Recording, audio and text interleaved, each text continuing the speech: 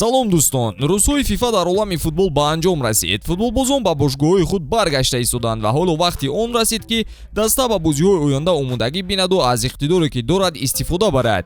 Гап сари футболбозони дар ихтиёри сармураббӣ буда меравад. Ба фикрам чаро ин гапро гуфтанамро дарк кардед. ин таътил барои дастаи каталонӣ зарари зиёде овард ба мисоли ҷароҳати бозингарони асосии даста. ба ҳамин хотир имрӯз дар бораи чӣ гуна ҷароҳат бардоштани футболбозон, то кадом вақт ба муолиҷа машғул шудани онҳо, дар кадом бозиҳо ширкат накарданашон ва аз ҳама асос Барса бо ин аҳвол чӣ кор карданашро бароятон мегӯем. тамошои рақобатҳои футболии лигаҳои аврупоӣ ва чемпионатҳои аврупоро дӯст медоред? пас аз хизматрасониҳои шарики мо 1x истифода баред ва шӯру шавқи бозиҳоро бештар созед. дар 1x регистратсия осон ва пардохт аз тамоми гӯшаи канори дунё, вале аз ин ҳам муҳимтар бонус то $100 бо промокоди Barsa-TG. силкаи зарурӣ дар комментария. Ба ҳама муваффақият.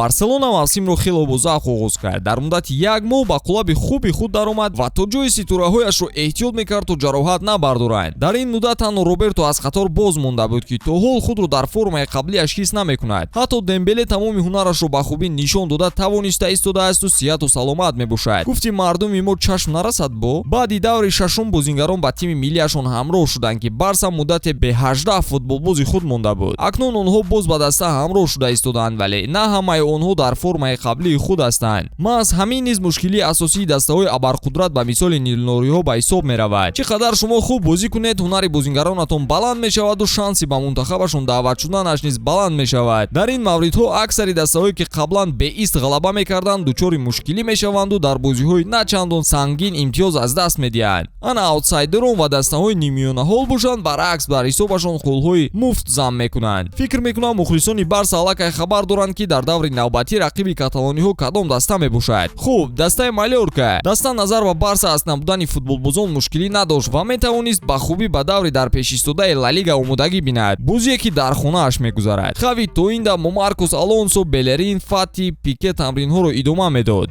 аз рӯзи душанбе сар карда дигар бозингарон низ ба бошгоҳ ва ба тамринҳо пайваст шудан гирифтанд. айни ҳол ки бозиҳои мунтахабҳо ба анҷом расид, дар пеш танҳо чемпионати ҷаҳон монд. ба ҳамин хотир таваҷҷӯҳ танҳо ба бозиҳои клубӣ равона карда мешавад. киҳо наметавонанд ба даста ва ба хави кӯмак расонанд. ҷароҳатҳо аз интизориҳо дида бештар ба назар мерасанд. ҳоло бошанд ба навбат гуфта мегузарем.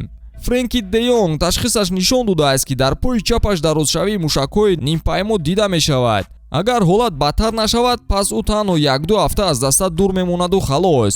ин маънои онро дорад ки Де Йонг дар бозии Малёрка ва Интер ба майдон намебарояд, вале дар бозӣ бо Селта хави метавонад аз ӯ истифода барад. ҳолати Депай мураккабтар мебошад. ҷароҳати ӯ дар устухони банди чапи поёни зунуяш мебошад.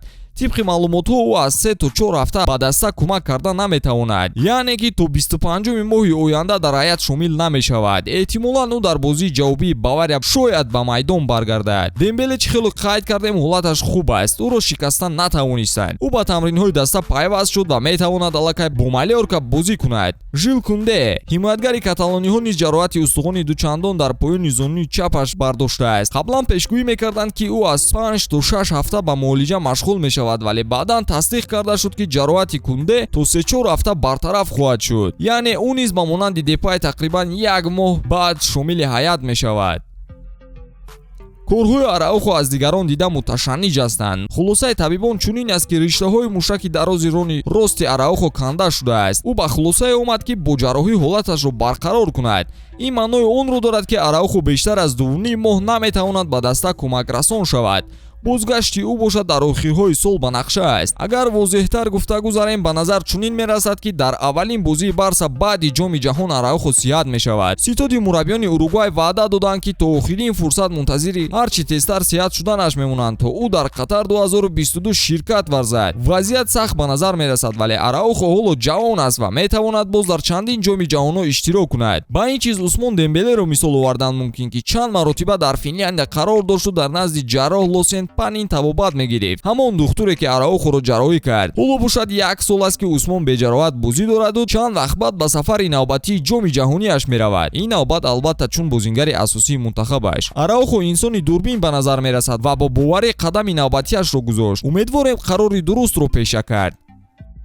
ғайри интизор Эктор Белерин низ ҷароҳат бардошт. Бозингаре ки аз чизе шикоят надошт дар рафти тамринҳо дардро дар мушакҳои пои чапаш эҳсос кард. муҳлати барқароршавиаш калон нест, вале бо эҳтимоли зиёд ӯ бозӣ бо Малёркаро аз даст медиҳад. пас киҳо дар ҳаят ҳастанд? Набудани Депай шояд каме мушкилӣ диҳад, вале на он қадар калон. ба ҷои ӯ Торес ё Фати метавонад ба майдон бароварда шавад, оне ки мо то ин дам шоҳидаш шудем. ҷароҳати Де Йонг низ таъсири калон набояд расонад. дар ҳаят Бускетс, Гави, Кесе ва ҳатто Торе аз Барса бе омодаи ба ҷои ӯ ба майдон баромадан аст. хулоса дар ин мавқеъ мушкиле нахоҳад шуд. ана мушкилӣ дар канорҳои хатти ҳимоя бештар намоён ҳастанд. сарфи назар аз оне ки даста худаш то ин дам дар ин мавқеъ каму кӯстагӣ дошт, акнун ҳолат критикӣ арзёбӣ мешавад. Белерин дастнорас аст. вариантҳои Кундеу Араухо низ ҳамин хел. Сержи Роберто бошад то ҳол 100% омода нест. ба ҳаят шомил мешавад, вале то куҷо бехато вазифаро иҷро мекунад касе чизе гуфтан наметавонад. хави бо эҳтимоли зиёд маҳз Роберторо истифода мебарад. ақаллан як қисми бозӣ, вале бо эҳтиёт. баъдан метавон ӯро бо Алонсо иваз карда дар ҳамлаи рост Рафиняро ба бозӣ бароварда. ӯ ҳарчанд бозингари ҳуҷумкор аст, вале ба ҳимоя низ кӯмак карданро фаромӯш намекунад. ин албатта муваққатан ба кор медарояд ва баъдан Белерин бармегардад ё Роберто ҳолати хубтар мегирад. мушкилӣ ҳамин ки хави муқобили дастаҳои қавӣ бештар дугонаи Араухо ва Кунде аз канори рост истифода мебурд, вале ба камияш ҳимоятгари фаронсавӣ